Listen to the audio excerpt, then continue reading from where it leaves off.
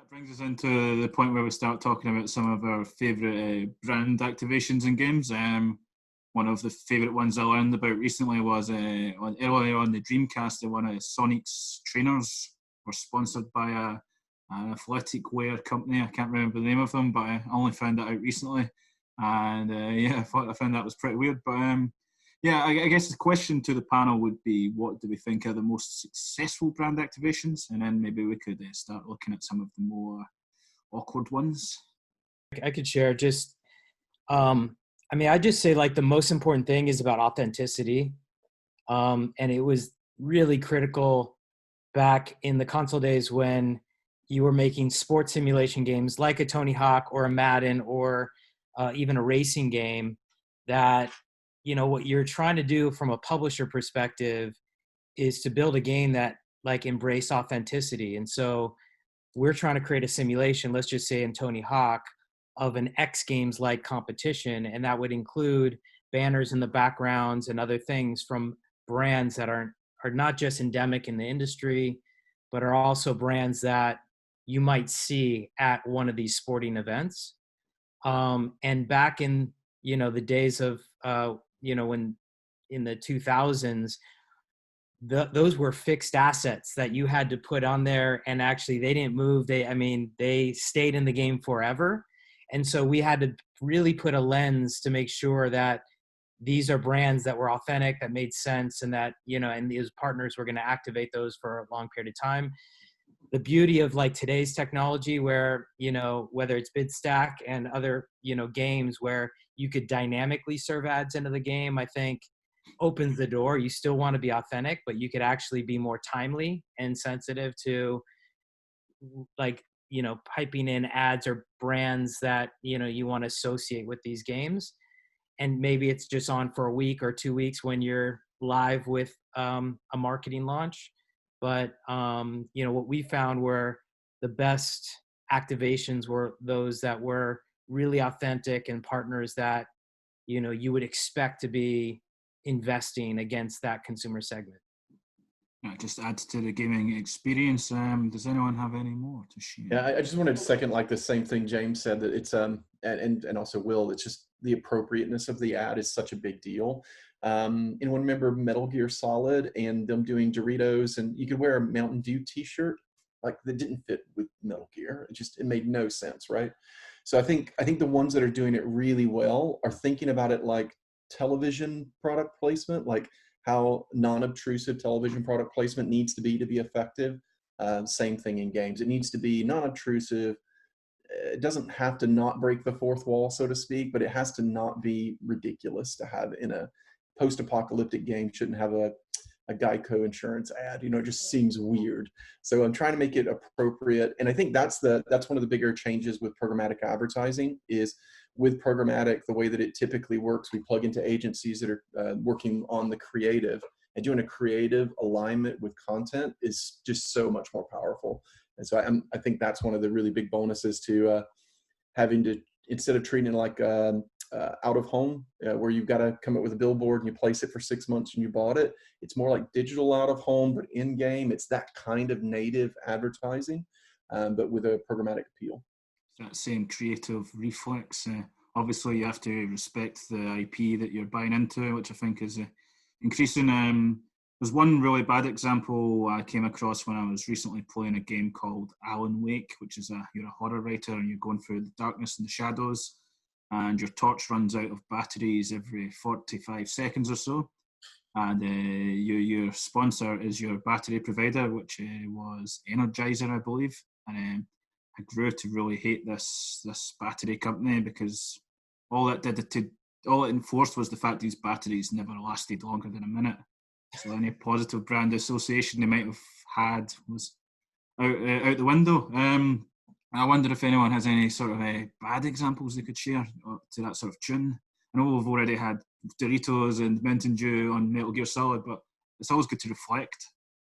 I think I've been interested in the brands who are recently coming into space. So for example, we had Louis Vuitton enter in League of Legends last year.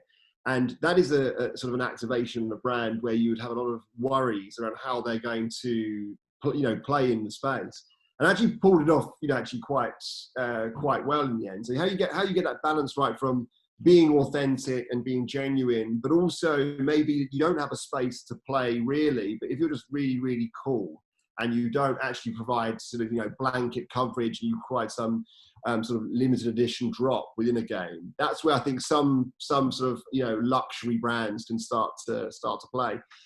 Personally, the games that I've played, because most have been first-person shooters, right? So a lot of the brands who want to be in the game sometimes sort of make or hold back because of the nature of the game. But I think it's super fascinating with like digital economy and what you can do with product in game, and what that will open up to, not your energizers, but some sort of like higher end brands you want to play. I think also, I'll jumping over top of that as well. I completely agree with you, Glen. I completely agree, and it's. There's a few things I think with when it can be done well, it can be done poorly. I think so. When we came initially from digital out of home, moved into gaming 2.5 years ago, and I think we felt when we first sort of moved into this that it would be relatively easy to get the programmatic pipes flowing into high fidelity environments. It's not that easy. You've then got to start. The most important people we deal with is the studio head, the studio lead of all these. It's fine if the commercial department, for example, goes and signs off and goes, we want to go and work with these guys. It's still always, it doesn't matter if the company's got one or two people all the way up to the biggest franchise in gaming you can possibly think of. It's always the studio head that's to sign off. And then there's kind of like there's different types of environment, and coming up to what Derek was stating, it's got to fit into the world that it's been placed in. You've got like stadium environments, you've got circuit environments, you've got open world environments. They're kind of the three which you can kind of break it down into. So if you went to a real world Silverstone, for example, you'd see only logos on a track side. Now, if you went to football stadium, you might see an LED perimeter board or static board if you go further down the leagues. They've not got LED boards in the real world. And open world, as what Derek said about the idea of it, digital out of home. You can have replications of normal out of home, digital out of home, whatever it might be. It could be bus shelters on the side of buildings. That's if it's set in a current and real world. It could be set in the future, and even then you could do activations within it, as long as you're respecting the time and presence of what the world is meant to be showcasing. So I think I've seen some slightly, I've seen some slightly ropey attempts of brand activations into particularly sort of mobile titles, where, without naming names, certain companies that we know have tried to sort of place clearly advertisements meant for display on your desktop into spaces within a video game. So it might be on bridges that you're racing under in a racing game, and it's subtle ways of destroying the artwork. It should be purely just a logo, not an advert, which you would see if you're going under an underpass on a motorway. That wouldn't be on a real Silverstone, so why on earth would it be in a game? And that's the kind of the main thing. So there's plenty of poor examples we've seen, whether or not they're it's normally on websites, people sort of trying to show off what they've done, and it's ironic they're showing off what's supposedly going to be good work, but it's questionable from all sides, from destroying the artwork. Advertiser wouldn't probably be too pleased with seeing content like that in games either. So you got to respect what the studio would foresee their artwork to be like. So as long as you fit in with the authenticity of the environment, then you should be okay. But it needs different types of content to be able to do that. I love that concept of the out-of-home ad that's been designed for the driver going at 20 miles per hour has been shunted onto the mobile screen for someone that's driving see if it's Wipeout 300 miles per hour. I love that copy missed. What a shame. Charlotte, I think you were about to speak there.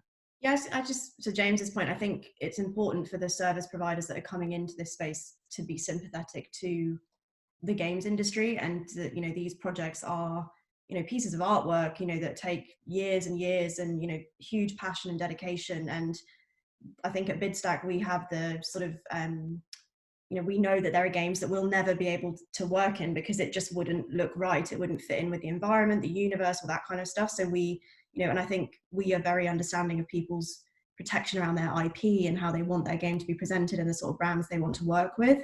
So I think it's, that's something that you have to sort of alleviate those concerns really early on from the beginning so that people see this as, and if it's done well, it shouldn't be something that people would talk about as really, out of the odds when they were playing the game. It should be like in the real world when you're walking around and these things are there. So I think, it's very important to be sympathetic